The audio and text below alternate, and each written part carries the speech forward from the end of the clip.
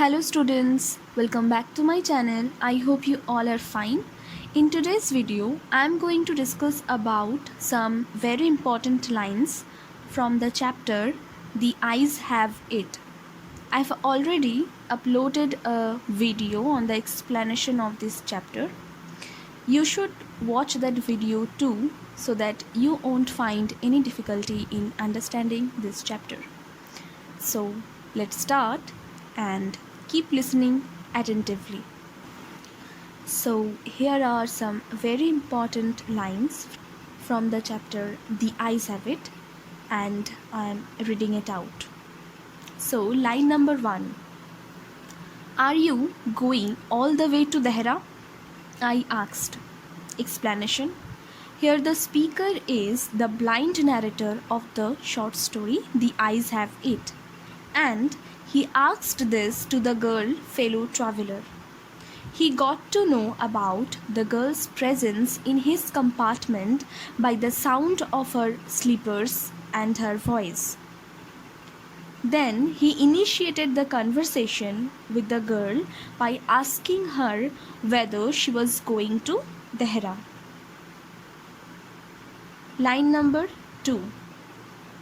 Well, it often happens that people with good eyesight fail to see what is right in front of them. Explanation. When the narrator asked the girl about her destination, the blind girl was startled by his question because she didn't know that there was anyone else in the compartment. But the narrator didn't know yet about the girl's blindness, so he felt that the people with good eyesight have so much to see and therefore they can't pay equal attention to everything right in front of them. So the girl might not notice his presence. He even felt that blind people cannot see everything, but their other senses help them to taking the most essentials from all. For example, here the blind narrator could feel the girl's presence with his other remaining senses. Line number 3. Yes, this is the best time. Explanation. Here, the unnamed blind narrator is the speaker. When the girl co-passenger asked him where he was going, he replied that he was going to Dehra and then to Mussoorie. On listening this, the girl expressed her wish to visit the hills as they look lovely, especially in October. On this, the narrator affirmed her words and said the above quoted line. Line number 4. It's very important from the perspective of the exam. Then I made a mistake. Explanation. Since the girl had entered, the narrator didn't give her any chance to realize that he was actually blind. After talking about some scenic beauty of Mussoorie, the narrator asked the girl what it was happening outside, or what is it like outside. No sooner had he asked the question to the girl co-passenger than he realized that she might be able to know about his blindness.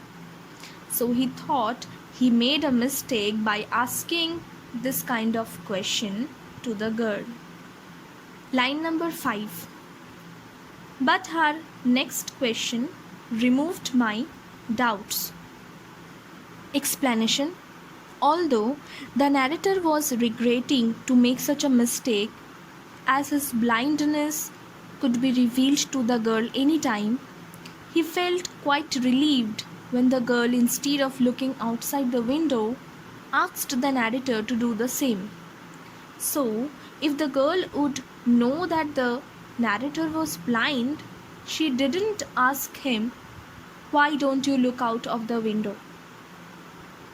Thus, the narrator's doubts were removed by this question that the girl was not able to know that he was blind. Line number 6.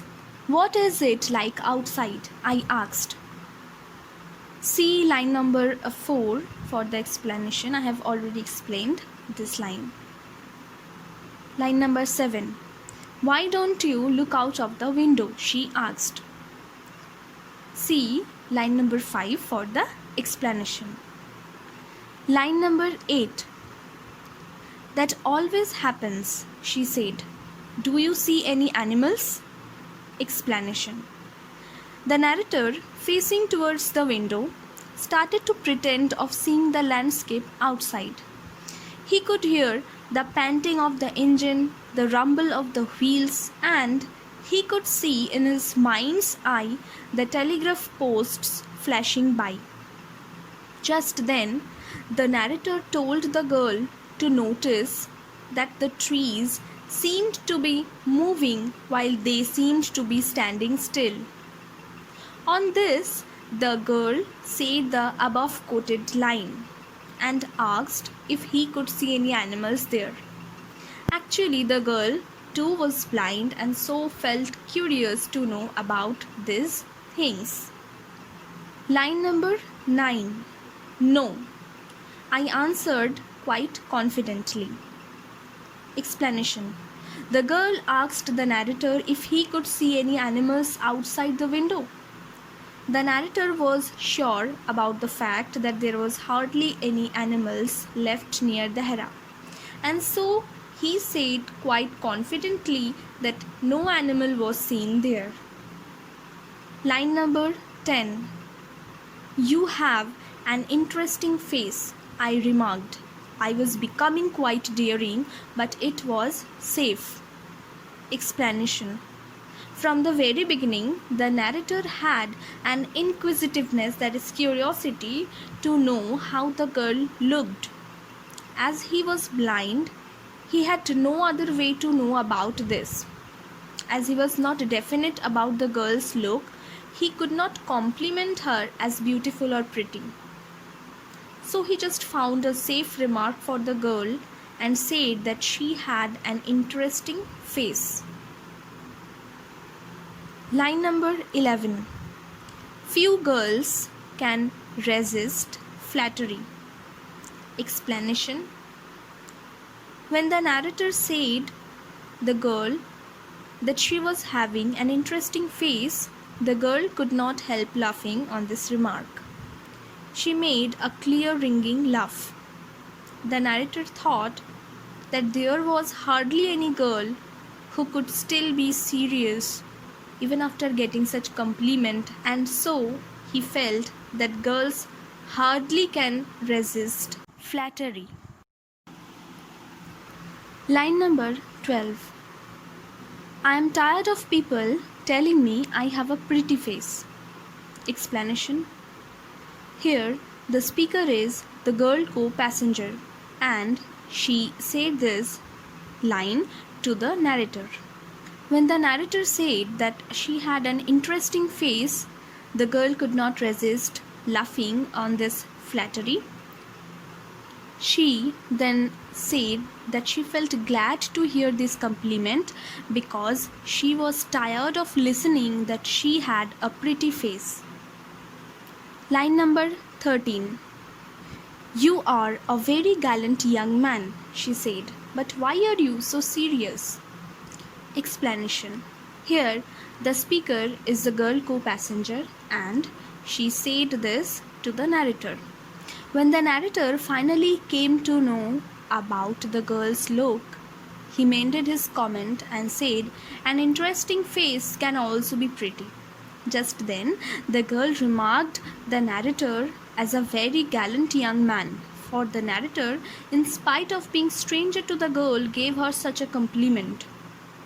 Then she also asked the narrator why he looked so serious, because throughout the journey the narrator didn't show any sign of light-heartedness to the girl. Line number 14. The thought of laughter only made me feel troubled and lonely. Explanation.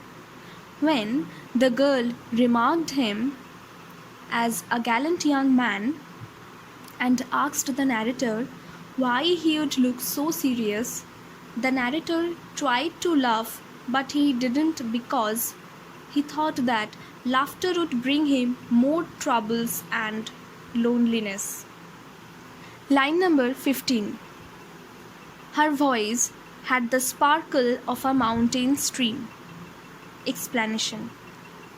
Since the beginning, the narrator had a fascination for the girl's voice. When the girl felt happy to hear that the train was about to reach her destination, Saharanpur, the narrator thought he could sit there for almost any length of time just to listen to her talking. He compared her voice as a sparkle of a mountain stream. Line number 16. She would forget our brief encounter. Here, the narrator is talking about the girl co-passenger. As the girl felt happy to know that she was about to reach Saharanpur station soon, the narrator realized that she didn't bother to sit there anymore. He thought that the moments he spent with the girl would stay with him even after the journey, whereas the girl would soon forget about their short encounter. Line number 17. A man getting into the compartment stammered an apology. Explanation.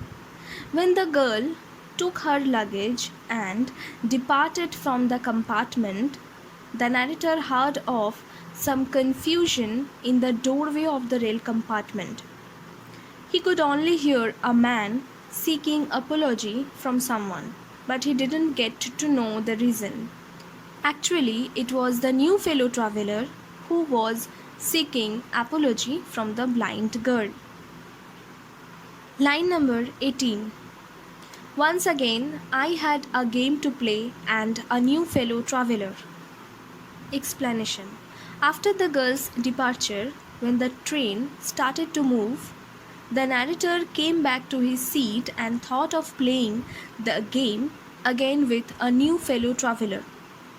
Now, the game can be defined in two ways. One is to be successful in hiding his blindness from the new fellow traveler, and the other is to guess what was going on outside the window.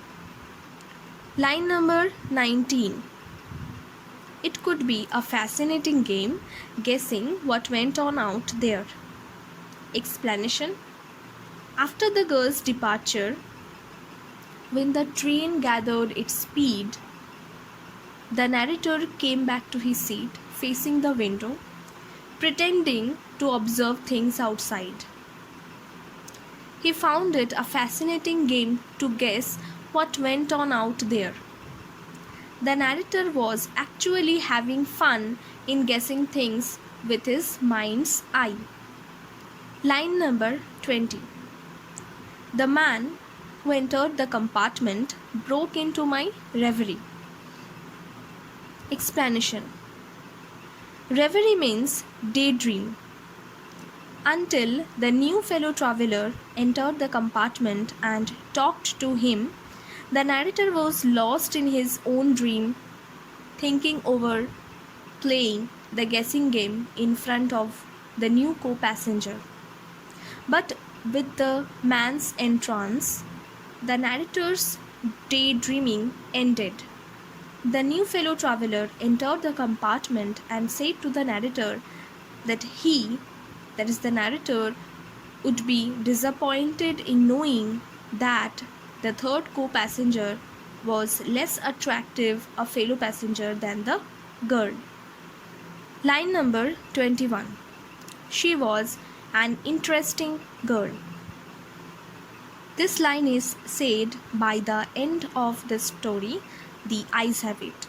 Here, the speaker is the narrator and this is spoken to the third co-passenger. When the third fellow traveler said to the narrator that he must be disappointed to see that the new co-passenger was less attractive than the girl, the narrator in response said the above quoted line. The narrator was still delved into the thought of the girl. Line number 22.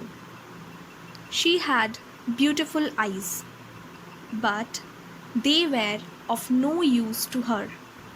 She was completely blind. Didn't you notice? Explanation. Here, the speaker is the new fellow traveler. He is talking about the blind girl co-passenger to the narrator. The narrator expressed to the third fellow traveler that the girl was interesting. He felt more curious to know about the girl. So, he asked the new fellow traveler how the girl had kept her hair, long or short. Then, the man replied to the narrator that he didn't notice the girl's hair, but he had seen her beautiful eyes, which were useless to her. So this was all about the video. I hope this video will help you in learning this chapter to some extent. For better understanding, I suggest you to read the chapter thoroughly. So stay at home, stay safe, and keep learning. Thank you.